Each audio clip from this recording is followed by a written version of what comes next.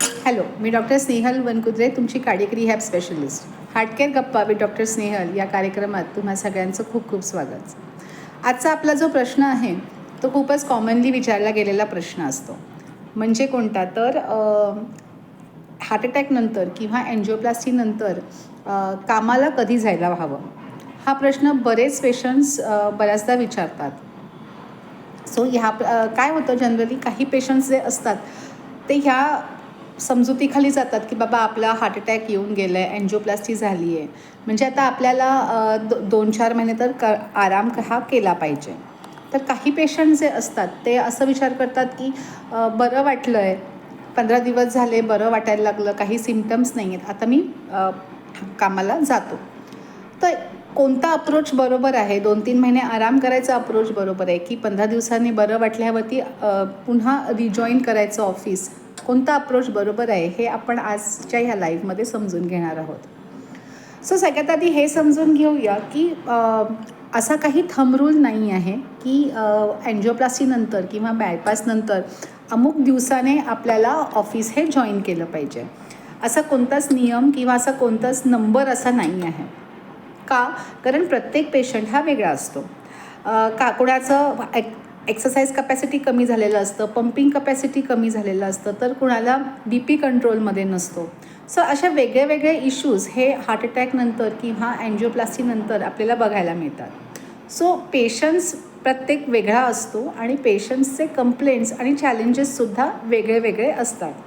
आणि म्हणूनच आपण जनरलाइज्ड असं सांगू शकत नाही की एन्जिओप्लास्टीनंतर तुम्ही इतक्या दिवसाने ऑफिसला जाऊ शकता.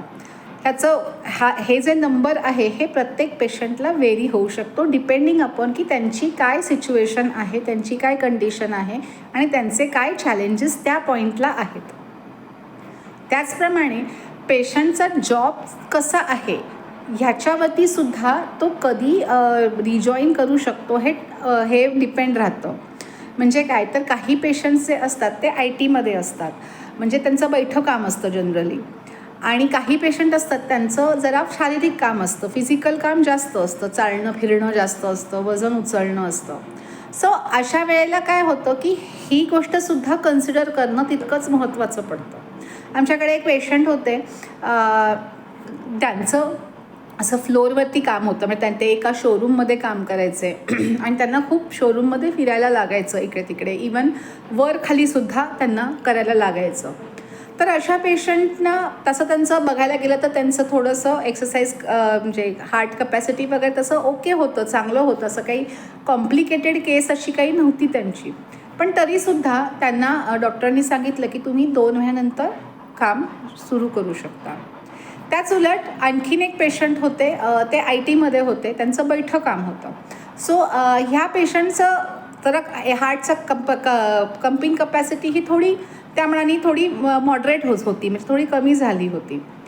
या पेशंटला डॉक्टरांनी सांगितलं की तुम्ही 15 दिवसानंतर वर्क फ्रॉम होम चालू करू शकता. फॉर अबाउट 2-3 आवर्स तुम्ही काम करू शकता दिवसातले, आणि नंतर त्यांना 1-1.5 महिन्यानंतर त्यांना ऑफिसला जाण्याची परवानगी दिली. म्हणजे सांगायचा मुद्दा काय की तुमची कंडिशन काय आहे आणि तुमचं नेचर ऑफ जॉब कसं आहे, ह्या दोन्ही गोष्टी समजून घेऊन तुम्ही कधी कामाला जाऊ शकता हे ठरवलं पाहिजे. रादर दॅन फक्त की बाबा डॉक्टरांनी सांगितलं की तू 3 आठवड्यांनीच जा कामाला, म्हणजे 3 आठवडे झाले म्हणजे आता मला जायलाच पाहिजे, असं नाही.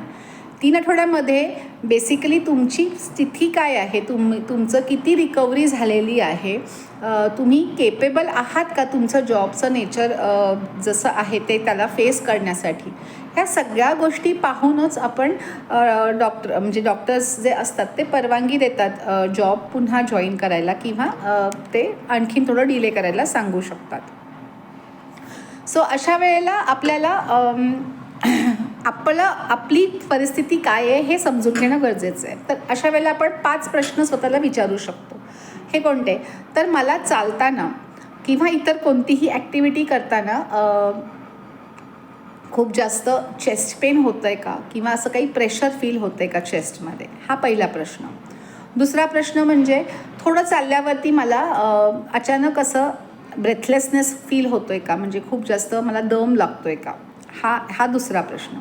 तिसरा प्रश्न म्हणजे चक्कर मला येते का, किंवा मला अचानक असा थकवा जाणवतो आहे, छातीत धडधड होत आहे, असे काही सिम्पटम्स मला दिसत आहेत का. त्यानंतर चौथा प्रश्न म्हणजे माझं BP आणि माझं हार्ट रेट हे दोन्ही कंट्रोलमध्ये आहेत का. आणि पाचवा प्रश्न म्हणजे माझ्या रोजच्या ॲक्टिव्हिटीज ह्या सिम्पटम फ्री आहेत का. हे 5 प्रश्न जर आपण विचारून घेतले तर आपल्याला एक आयडिया येईल की आपली आत्ताची करंट स्थिती काय आहे. आणि ह्या 5 प्रश्नांपैकी कोणत्याही एका प्रश्नाचं उत्तर जर थोडं प्रॉब्लेमॅटिक असेल तर मात्र आपल्याला आपल्या डॉक्टरांशी पुन्हा संपर्क केला पाहिजे, त्यांच्याशी चर्चा केली पाहिजे की मला हे असं असं होतं आहे आणि ह्या कंडिशनमध्ये मी पुन्हा जॉबला जाऊ शकतो का. जनरली काय होतं ना की हॉस्पिटल डिस्चार्ज मिळताना पेशंटच्या मनात ही काळजी ही कायमची असतेच, ही एन्झायटी राहतेच की मला आता पुन्हा जायचं आहे कामाला, तर मी कधी जाऊ शकेन. कारण ऑब्व्हियसली बऱ्याच लोकांना लीव्स त्यांच्या अनपेड असतात. फायनान्शियल क्रायसिस, ऑलरेडी फायनान्शियली इतका खर्च आलेला असतो अँजिओप्लास्टीचा वगैरे, आणि अशा कंडिशनमध्ये फायनान्शियल स्ट्रेस हा असू शकतो पेशंट्सना, आणि त्यामुळे पेशंट्सना पुन्हा जॉब जॉईन करण्याची गडबड किंवा घाई ही असू शकते. It is quite understandable. पण अशा कंडिशनमध्ये जेव्हा पेशंट डिस्चार्ज करतात आणि विचारतात डॉक्टरांना की आम्ही कधी जॉईन करू शकतो, तर त्यांची करंट त्यावेळची स्थिती काय आहे, त्यांचे किती कॉम्प्लिकेशन्स होते त्यांच्या हॉस्पिटल स्टेमध्ये, हे सगळं विचार करून कदाचित डॉक्टरांनी तुम्हाला सांगितलं असेल की तुम्ही 3 आठवड्याने जाऊ शकता. पण 3 आठवड्यानंतर फक्त 3 आठवडे पूर्ण झाले म्हणून मी आता कामावरती जाणार असा जर निर्णय घेत असाल तर तो चुकीचा राहील. कारण 3 आठवड्यानंतर पुन्हा तुमची स्थिती काय आहे ती इव्हॅल्युएट करणं गरजेचं आहे. आणि ती इव्हॅल्युएट करून ती समजून घेऊन की बेसिकली आता तुम्ही रेडी आहात का तुमच्या जॉबसाठी, हे समजून घेऊन तुम्हाला पुन्हा जॉबला जाणं म्हणजे परमिशन मिळेल की नाही मिळेल ह्याच्यावर ते ठरवलं जातं. आणि ह्यासाठीच आपल्याला जनरली आपण पाहतो की कार्डियक रिहॅब हे खूप महत्त्वाचं ठरतं. कारण कार्डियक रिहॅबमध्ये काय होतं की आपण पेशंट्सना प्रॉपर एक्सरसाइज रेजिम देतो, डाएट प्रॉपर फॉलो करतात, आणि त्यामुळे काय होतं की आपली रिकव्हरी ही लवकर होते, प्रॉपर होते. आपल्या शरीराची क्षमता जी आहे ती लवकर वाढते, आणि शरीराची क्षमता वाढली तर आपण वर्कप्लेसवरती जाऊन आपलं बेस्ट हे देऊ शकतो. सो त्यामुळे कार्डियक रिहॅबचा रोल जो आहे तो खूप महत्त्वाचा राहतो. दुसरी आणखीन एक गोष्ट अशी असते ना की कार्डियक रिहॅबमध्ये जे एनरोल्ड पेशंट असतात त्यांचं मॉनिटरिंग आम्ही आठवड्याला करत असतो. म्हणजे त्यांचं BP कसं आहे, त्यांचे हार्ट रेट किती वाढत आहेत, त्यांनी काय काम केल्यावरती त्यांना त्रास होतो आहे, ह्या सगळ्या गोष्टींवरती आमची नजर असते. आमचं मॉनिटर आम्ही त्यांना पेशंटला करत असतो. सो तो डिसिजन जो आहे की बाबा is this the right time for you to join back, हा डिसिजन घ्यायला खूप सोपं जातं. म्हणून बऱ्याचदा काय होतं ना की पेशंट्स जेव्हा विचारतात की सरांना विचारतात पेशंट की सर मी आता पुन्हा जाऊ का, तर सर जनरली म्हणतात की मॅमना विचारा की तुमची कंडिशन कशी आहे, किंवा मॅमना बोलायला सांगा माझ्याशी एकदा. सो जनरली काय होतं की मी सरांशी बोलते किंवा सर सांगतात की मला विचारून तुम्ही जॉईन करा. का, कारण मी त्या पेशंटला ऑल थ्रू आऊट पाहिलेलं असतं. 2-3 आठवडे मी त्याला पाहिलेलं असतं, 4 आठवडे मी त्याला पाहिलेलं असतं. त्याचे पॅरामीटर्स हे कसे वर खाली होत आहेत हे मला जास्त माहिती असतं रादर दॅन कार्डिओलॉजिस्टला. सो त्यामुळे काय होतं की सर जनरली माझ्याशी डिस्कस करतात, किंवा मग सर म्हणतात की मॅमना पण विचारा एकदा की चालेल का जॉईन केलं तर. सो असं कार्डियक रिहॅब जेव्हा असतो तेव्हा आपला एक कंप्लीट आमचं एक नजर असते, मॉनिटर करत असतो मी पेशंटला, आणि हे डिसिजन्स घेणं खूप सोपं जातं. त्याचबरोबर काय होतं की जर तुमच्या जॉबमध्ये असे काही तुम्हाला चॅलेंजेस असतील, फिजिकल चॅलेंजेस फेस करावे लागणार असतील, म्हणजे फॉर एक्झाम्पल जसं मी तुम्हाला सांगितलं की आमचे जे पेशंट होते त्यांना फ्लोअर वर्क जास्त होतं, शोरूममध्ये काम करायचे आणि त्यांचं वरखाली होतं, त्यांना वरखाली करायला लागायचं. तर त्या दृष्टिकोनातून मी त्यांना एक्सरसाइज दिले होते त्या पेशंट्सना, म्हणजे त्यांना वरखाली करता यावं, स्टेअरकेस क्लाइम्बिंग वगैरे त्यांना मी त्याची ऑलरेडी ट्रेनिंग दिली होती. सो जेव्हा ते जॉईन झाले तेव्हा त्यांना खूप जास्त त्रास नाही झाला ॲडजस्ट व्हायला. सो अशा प्रकारे आम्ही त्यांना त्यांच्या जॉबच्या रिक्वायरमेंटप्रमाणे एक्सरसाइज प्रोग्राम देऊन त्यांना ट्रेन करू शकतो, so that they will be म्हणजे ते तिथे जाऊन व्यवस्थित परफॉर्म करू शकतील without any physical problem. So त्यामुळे कार्डियक रिहॅबचा रोल जो आहे तो खूप महत्त्वाचा ठरतो ह्या सगळ्या गोष्टींना मॅनेज करण्यासाठी. आता कामावरती जेव्हा आपण जातो तेव्हा असं आहे का की आपण काम लगेच पूर्ण फुल डे काम चालू करायचं, तर असं नाही. जनरली आम्ही काय सांगतो की तुम्ही फुल डे काम करू नका, तुम्ही थोडे वेळ जाऊन या. म्हणजे आता अलीकडेच आमचे एक पेशंट आहेत, त्यांना अराऊंड 3 ते 4 आठवडे झालेत त्यांचं अँजिओप्लास्टी होऊन. आणि त्यांना काय केलेलं, त्यांचं ॲक्च्युली कन्सल्टेशन, फायनान्शियल कन्सल्टंट आहेत ते, त्यांचं स्वतःचं ऑफिस आहे. सो त्यांना स्वतःच्या ऑफिसला जायचं होतं. आणि तेव्हा जेव्हा ते स्वतःच्या ऑफिसला जायचं त्यांनी विचारलं मला की मी जाऊ का. सो डॉक्टरांनी आणि मी त्यांना असाच एक सल्ला दिला की तुम्ही पूर्ण वेळ जाऊ नका, तुम्ही काय करा तर तुम्ही घरातून काम चालू करा. सो त्यांनी घरातून काम चालू केलं आणि थोडे दिवस घरातून त्यांनी केलं, 2-3 तास आणि मग ते ऑफिसला जायला लागले. आणि ऑफिसला पण मग ते कसे रिक्षाने जायचे, तिथे एक 4 तास बसायचे, पुन्हा यायचे. आणखीन एक आमच्याकडे पेशंट होत्या अशाच, त्यांचाही स्वतःचा व्यवसाय होता, तर त्या पण असंच करायच्या की त्या जायच्या काही वेळ आणि परत यायच्या. इवन IT सेक्टरमध्ये किंवा कॉर्पोरेट जॉब्स जे आहेत त्या लोकांनासुद्धा बऱ्याचदा हे पॉसिबल होतं की काही वेळ थोड्या वेळ जाऊन एक 4 तास जाऊन आपण पुन्हा आलं आणि मग घरातून काम केलं किंवा असं मॅनेज करू शकतात बरेच लोक अशी कामं.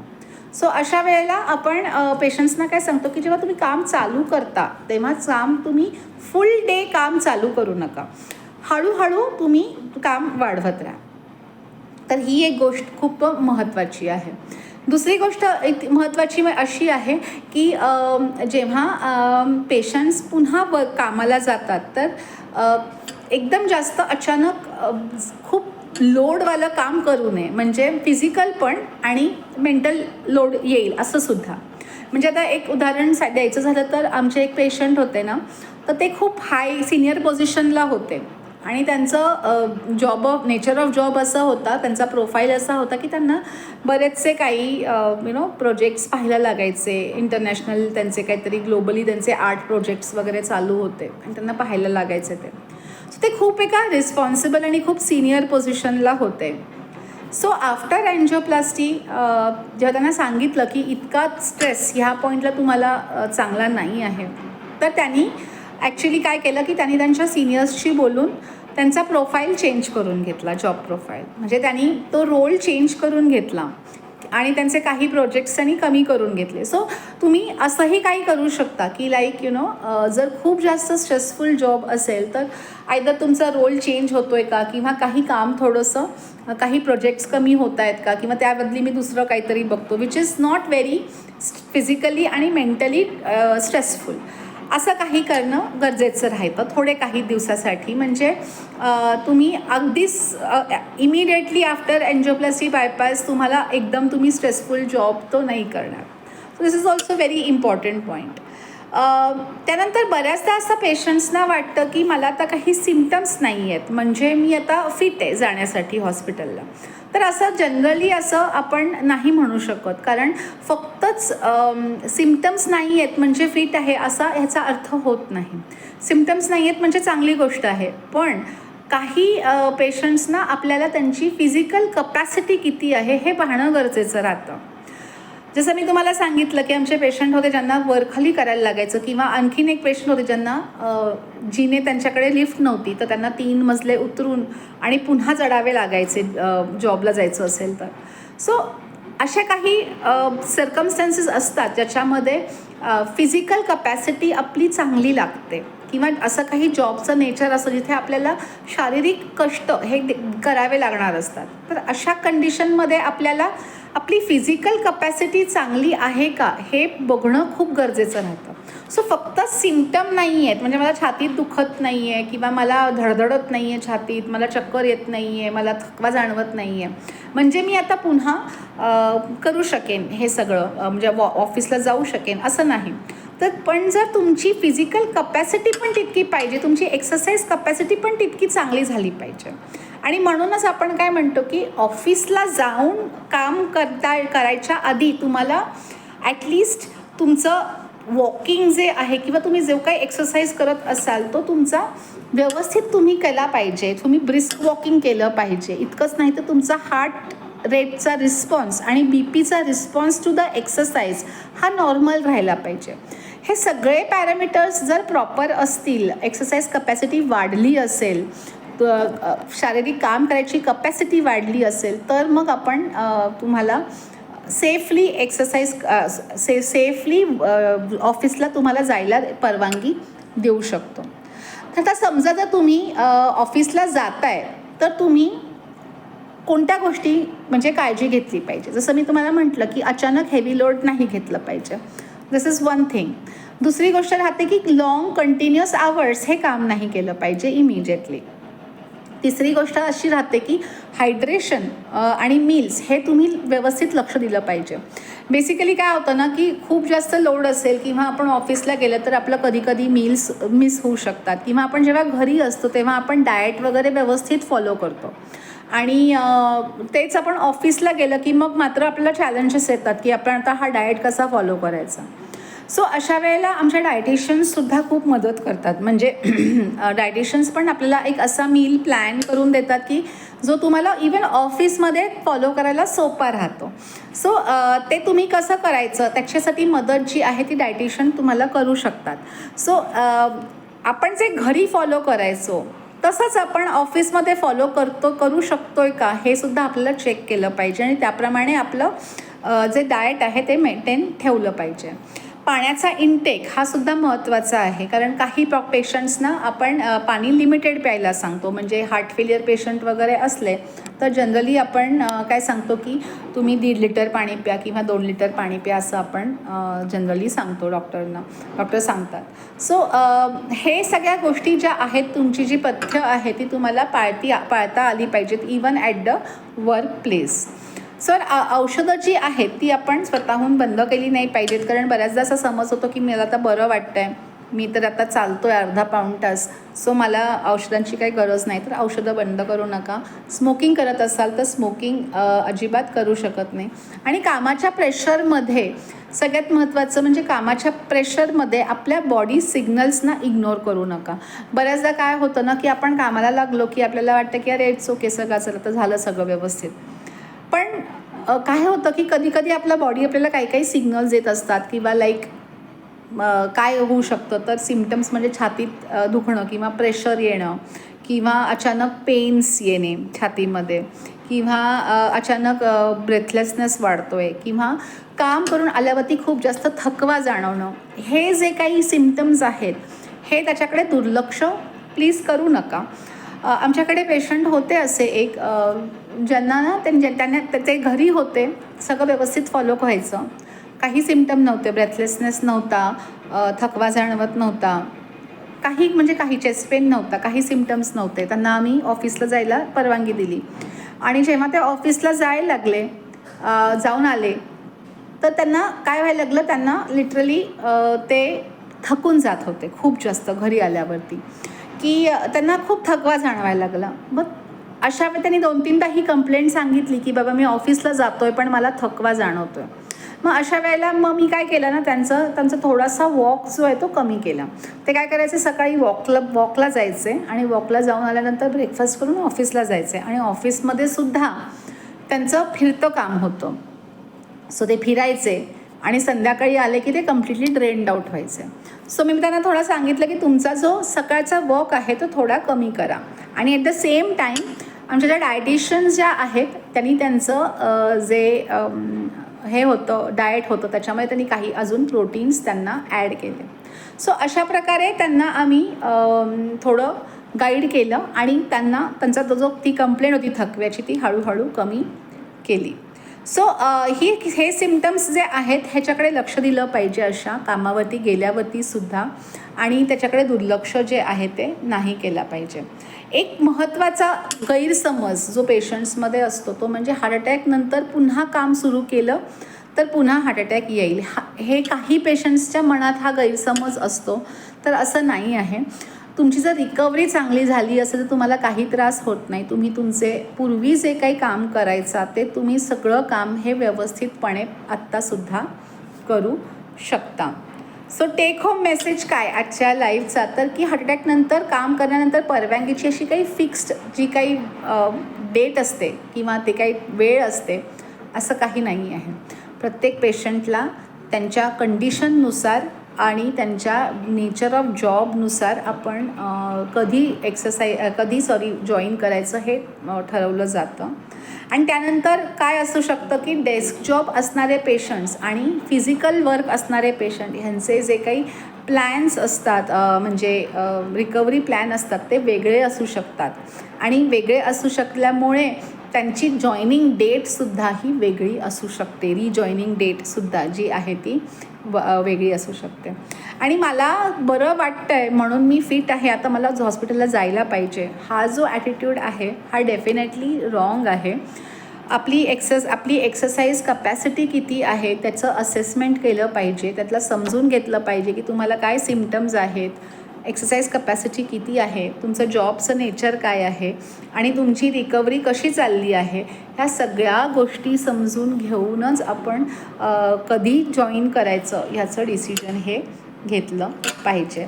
सो हार्ट अटॅक आलं म्हणजे आपलं ॲक्टिव्ह लाईफ संपलं असं नाही आहे. आपण पूर्वीसारखं आपण पुन्हा जॉबला जाऊ शकतो. पूर्वी ज्या गोष्टी करायचो त्या पूर्ण आपण त्या गोष्टी करू शकतो. फक्त काय तर आपल्याला रिकव्हरी ही चांगली पाहिजे. आणि रिकव्हरी चांगली पाहिजे म्हणजे काय तर 3 महिने मिनिमम आपल्याला रिकव्हरीसाठी लागतात. प्रॉपर एक्सरसाइजेस केल्याने, प्रॉपर डाएट प्लॅन फॉलो केल्याने आपली रिकव्हरी ही चांगली होते. आपण लगेच जॉबला जॉईन करू शकतो. आपण पूर्वीच्या रुटीनमध्ये पुन्हा लगेच येऊ शकतो just because we have good recovery. पण जर रिकव्हरी चांगली झाली नाही तर मात्र आपल्याला प्रॉब्लेम्स येऊ शकतात आणि रिॲडमिशनचे जे चान्सेस आहेत ते वाढू शकतात. सो तुम्हाला पण जर काही असे काही तुमचे स्पेसिफिक प्रश्न असले तर तुम्ही आम्हाला आमचा जो नेक्स्ट ॲक्शन फॉर्म आहे किंवा इन्क्वायरी फॉर्म ज्याला आपण म्हणतो तो तुम्ही मला इथे भरून पाठवू शकता. विदिन 24 hours to 48 hours आमचे काही टीम मेंबर्स तुम्हाला रीच आऊट करतील. तुमचे काही प्रश्न असले तरी तुम्ही कमेंट सेक्शनमध्ये घालू शकता आणि त्या प्रश्नांची उत्तरं आम्ही नक्की देण्याचा प्रयत्न करू. सो कार्डियक रिहॅबबद्दल तुम्हाला जर आणखीन माहिती हवी असेल तर हा नेक्स्ट ॲक्शन फॉर्म नक्की भरा. जास्त वेळ लागत नाही हा फॉर्म भरायला. तुम्हाला फक्त तुमचं नाव आणि तुमचा नंबर इथे तुम्हाला पोस्ट करायचा आहे, घालायचा आहे त्या फॉर्ममध्ये आणि तो फॉर्म सबमिट करायचा आहे. आणि तुम्हाला डेमो कॉल हवा असेल माझ्याबरोबर किंवा आमच्या कोणत्याही एक्सपर्टसोबत, डायटिशियनसोबत किंवा माझ्याबरोबर तुम्हाला बोलायचं असेल 1 to 1 तर तुम्ही हा नेक्स्ट ॲक्शन फॉर्म जो आहे तो नक्की भरू शकता. सो माझ्याकडून आजच्या ह्या लाईव्हमध्ये इतकंच. Thank you very much for joining. Good night.